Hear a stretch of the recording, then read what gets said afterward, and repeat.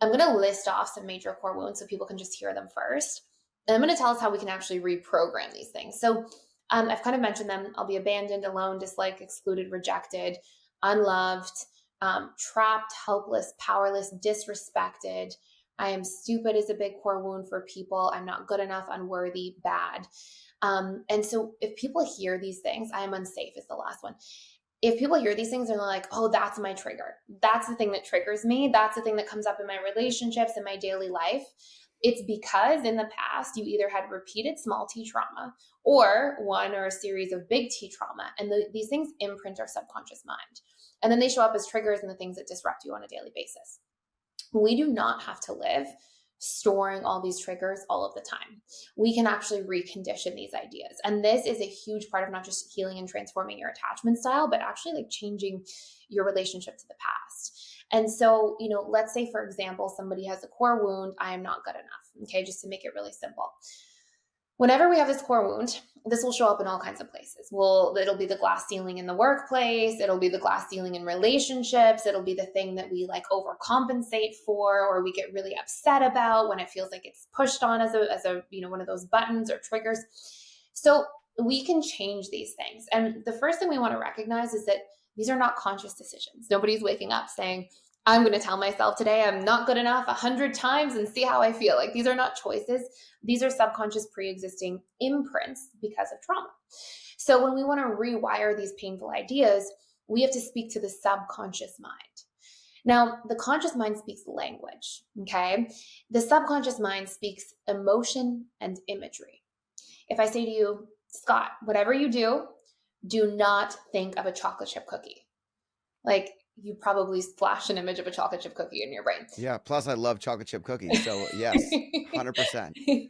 And so what happens is your conscious mind hears do not, but your subconscious doesn't care. Now, two really important facts when we have these old imprints from past events. Number one, your conscious mind cannot outwill or overpower your subconscious mind. This is why on a daily basis, people will be like, I'm going to quit eating chocolate, or I'm going to go to the gym every day. And then they go back into the same patterns all the time, because our conscious mind can intend, but our subconscious actually shows up and decides whether we're going to do things or not. The second thing is that your conscious mind controls 3 to 5% of all of your beliefs, thoughts, emotions, and decisions. Your subconscious, 95 to 97%. So we want to learn, hey, if our subconscious has these really painful core wounds, we need to wipe them out. So we've established that the conscious mind speaks language, the subconscious speaks emotion and imagery. Now, how it gets conditioned is it gets wired through repetition and emotion. So what happens is, when we're from a neuroplastic perspective, when we look at neuroplasticity, neural pathways are built through repetition and emotion that's repeated. And it's what hardwires these neural networks in. So if we have this old idea, this I'm not good enough, and we're done with feeling this, or I'll be abandoned or betrayed, or whatever somebody's painful story is, what we want to do is step one, find its opposite. Very simple. I'm not good enough. I am good enough. I'm unloved. I am loved. I'll be abandoned. I'll stay connected. So step one, find its opposite. Step two, we need to speak to the subconscious mind. We need to rewire at the subconscious level. And so what we need is emotion and imagery, because that's what the subconscious speaks.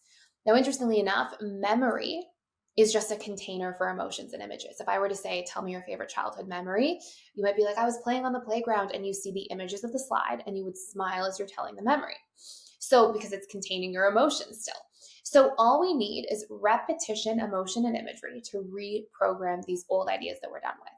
So if we can come up with 10 old memories for how we did feel good enough, or things that we did do that were good enough, that's step two. And step three is we record this into our phone, our audio of our phone, and listen back for 21 days, because research shows it takes about 21 days to hardwire these new neural networks. And so if we are done with these old stories from old trauma and the meaning we gave to it, I'm not good enough, I'm unworthy, I'm always going to be abandoned, and we want to actually recondition these things, find the opposite of the core wound, 10 pieces of memory to support the opposite, record it, listen back for 21 days, and we can actually change these long-standing beliefs that we have about ourselves that are usually showing up as the glass ceiling in all of our relationships, in the workplace, in our communication patterns, like everywhere we go, we can wipe our hands of them once and for all. And this is a big thing I personally did in healing fearful avoidant attachment style. It's one of the most crucial pillars to changing our attachment style. And it's something that really, really works if people are willing to dive in and take action. That's great. It's the power of self-talk alone is so interesting because I think so many people just forget how we find ourselves talking to ourselves on a regular basis. And what you just described are three steps that people can do. And part of it is creating that repetitious language that we remind ourselves that we are enough, that we are safe, that we are, a wonderful human, or whatever it is that we need to understand, because we're reframing that for ourselves. But so many of us, so many people in some way are not talking to themselves the way that they would talk to anybody else. Mhm. I was on a golf course at a PGA, super nice golf course, and I don't belong on any of these golf courses because I'm not good enough. And they put the club pro with me, and he was a phenomenal golfer, like just on the edge of competing at the professional level, but training at the pro place. And after about 4 holes, I listened to this guy talk to himself. And I said, dude, I suck at golf, but I don't sound anywhere near as bad to myself as you do every single time that you get in this cart. And if you sound this bad on the outside, I can only imagine what you're doing on the inside to yourself. And he goes, all right, he was shocked. And I said, what are you saying to yourself every time you make a bad shot?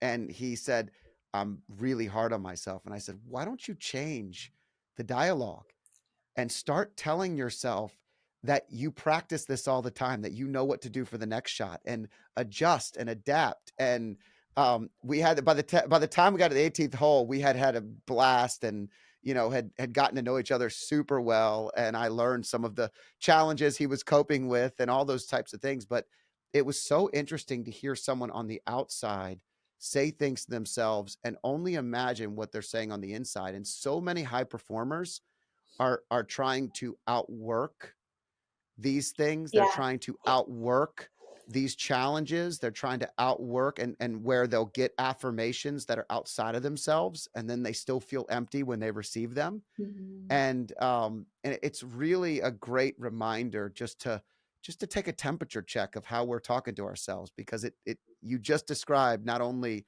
how you can help heal, but also how it can be a trait that you could start to develop as something that you're building on, that you become the version of yourself you were meant to be. 100%. And here's something crazy. Your subconscious mind works very hard to maintain its comfort zone.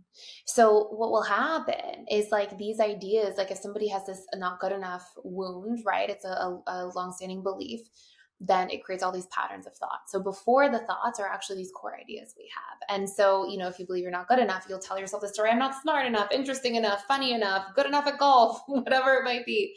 And so we'll have this sort of like, the branches coming off of the tree trunk of that belief. Funnily enough, even though your conscious mind can observe it and be like, that's not working for me, that's not the healthiest thing I could be doing, your subconscious mind will work really hard to maintain its comfort zone. So, what happens all the time to people is these core wounds become self fulfilling prophecies because their subconscious is just survival wired. So, it'll go, well, we've been surviving. So, this story, me beating myself up or being hard on myself, this is working. And we'll actually try to keep going through the same patterns despite them being highly dysfunctional and actually being the things that really are those glass ceilings, like in the golf game or at work or whatever it might be. And so, if people look at these core ideas, what often happens is until we actually work through them, they're almost always self fulfilling prophecies. Like the abandoned core wound, somebody feels afraid of abandonment, so they hold on so tight that they accidentally violate somebody else's boundaries and don't make them feel seen and connected to as their own unique person. And what happens? That person usually pulls away or leaves. Or we fear being betrayed. And so we accuse somebody of something all the time. And eventually they're like, well, geez, whatever. You don't trust me anyways. And that can sabotage relationships. And then we feel betrayed.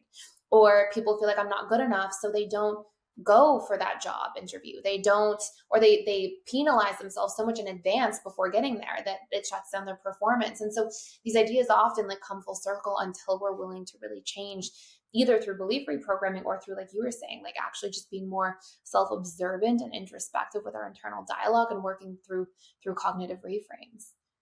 Yeah, and that works with everything, with dieting, with you know uh, everything that we want. It can work. I mean, it's so powerful. And by the way, we're all working on it. So nobody is sitting here telling you on this show I can assure you there's lots of things I'm still working on every day, and there's lots of self-talk I can get better at. And so, I humbly come to everybody listening to this show as somebody that's just sharing a part of our journey so that you hopefully have something that's interesting, or one piece helps you live a better life. And it's all about life at the end of the day: love, impact, faith, and energy. um for me, giving up and surrendering to God and something bigger than myself has been the ultimate value add. So thinking I could control everything was the biggest mistake of my entire life. If you like clips like this, I have a similar clip here. And if you want to watch the full video, click here.